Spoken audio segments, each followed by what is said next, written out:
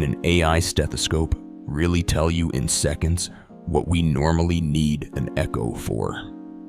New digital stethoscopes record your heart sounds and sometimes a quick ECG, then run them through AI trained on thousands of patients to flag problems.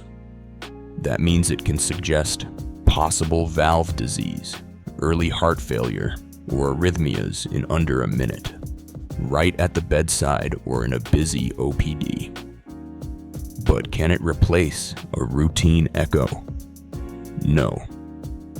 Echo still shows the structure and function of the heart, chamber size, ejection fraction, valve anatomy, pressures, things AI from sound alone can't fully see.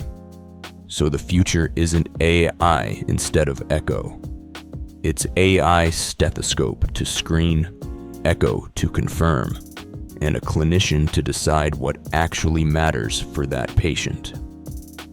Follow Academy of Elite Doctors for more 50-second cardiology tech updates.